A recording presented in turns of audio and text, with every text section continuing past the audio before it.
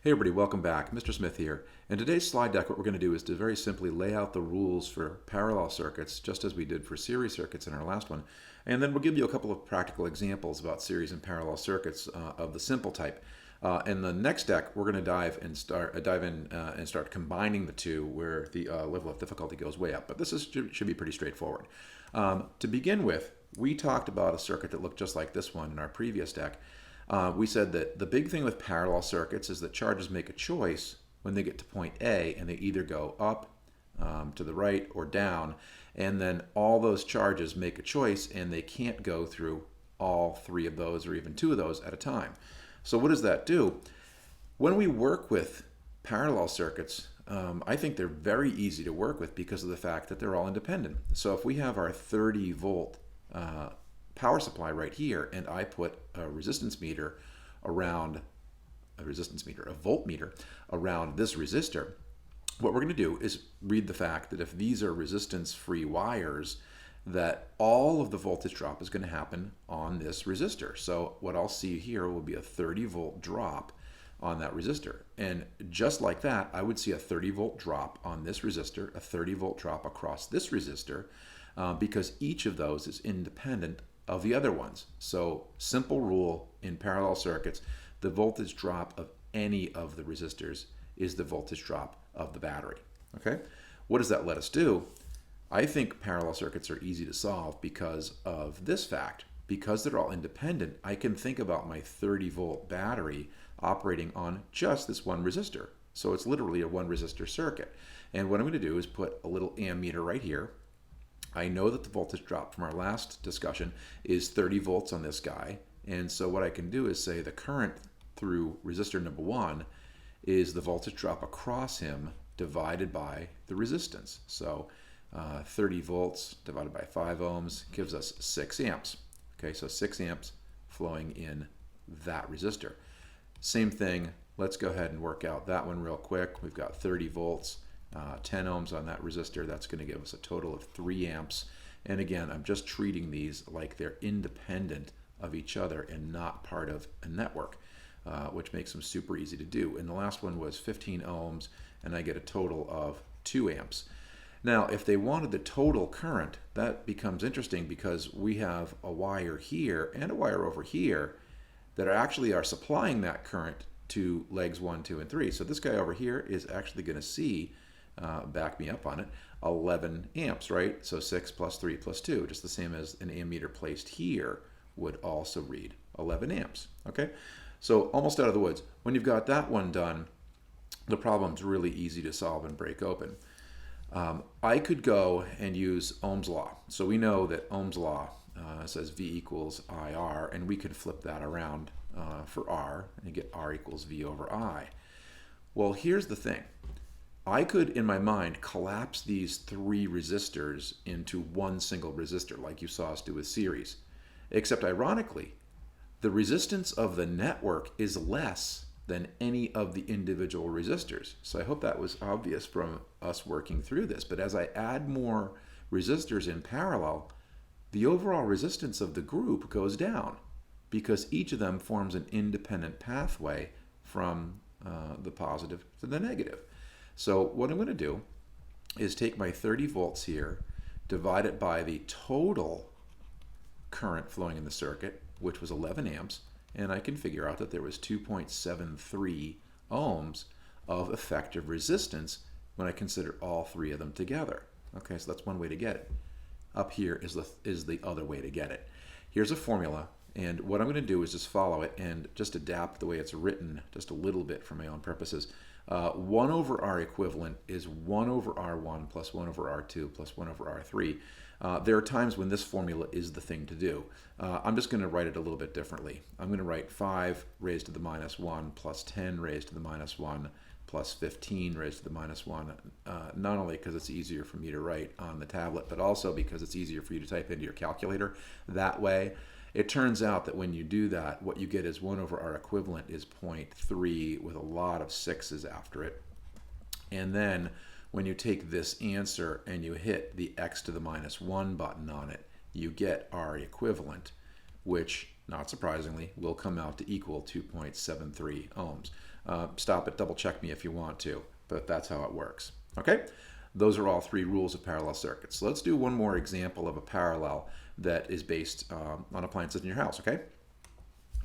So in this one, what I've done is I've drawn a 120 volt power supply, and I've drawn a 10 ohm appliance, a blow dryer, connected across that 120 volts.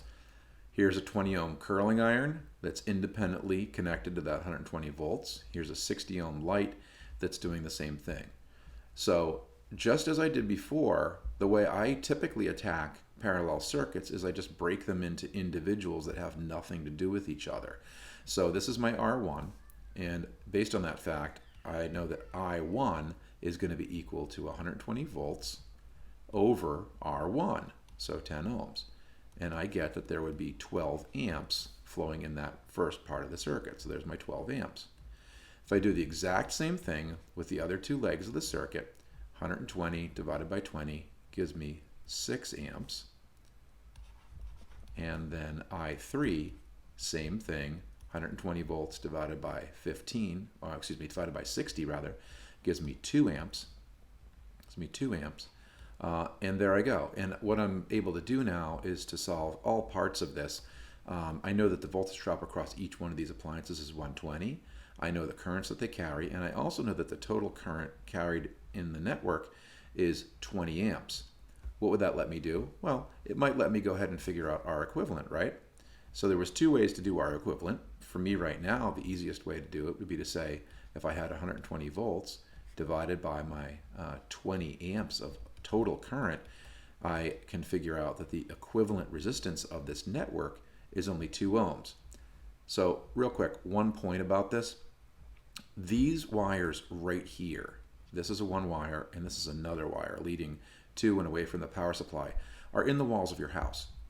These wires right here that are shown here, those represent the power cords that are plugged into the outlet.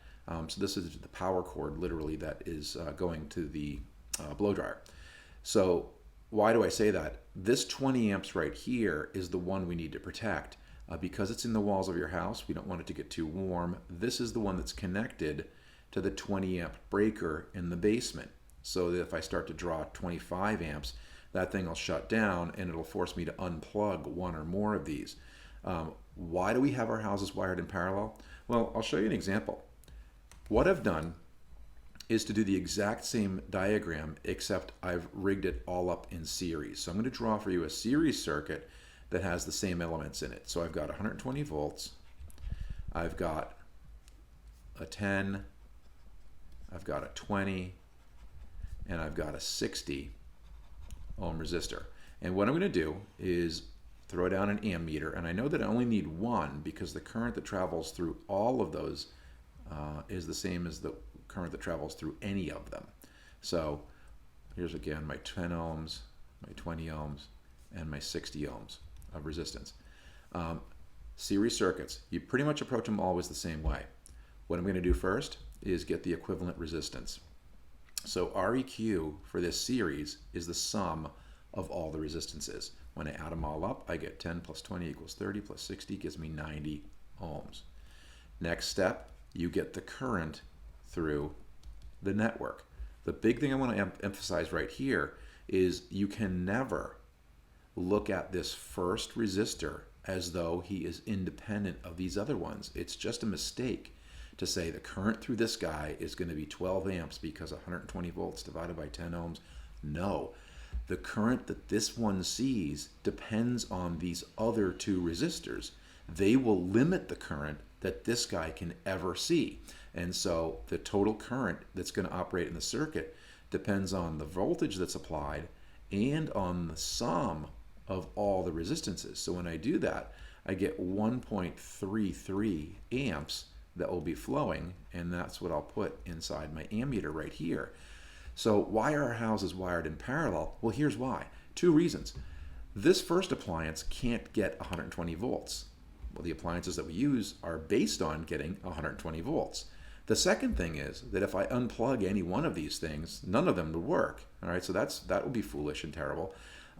Third thing is the current that they get is unpredictable, and it depends on the existence of the other appliances in the circuit. So to finally get the voltage on this one, I could do, I'll just do this one and you can work out the others. What I will do is go V1 equals the current, which is the same everywhere, times the first resistance. So that's going to look like, let's see, 1.33 amps times my 10 ohms. And I can do the math on that pretty easily in my head. That's going to give you 13.3 volt drop. So a far cry from 120 volts. So again, the reason we have our houses wired is that all the appliances in parallel get to pretend that they're the only appliance. Okay, so both of these things have their uses. Both of them are things that we're going to study. But bring your questions to class. Thanks for watching. Take care, and we'll see you soon. Bye-bye.